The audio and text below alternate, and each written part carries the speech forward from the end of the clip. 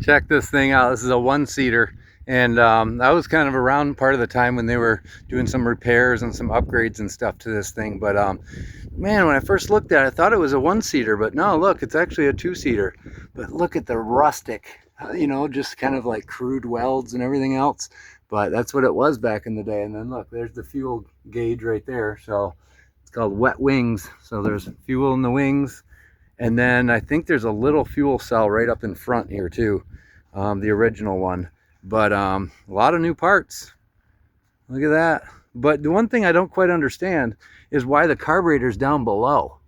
It must just be so much air force just forcing the fuel up into the motor, which of course every other motor is the carburetor's on top, and then just gravity just sucks it down in. So I don't know why that is, but anyways, yeah, check it out. Let me see. Okay, no, there's two spark plugs per cylinder. So you got one up there and one there. So okay, so it's what is that? Oh, so it's just a four-cylinder. So you got two here. Here's your exhaust. Here's your intake.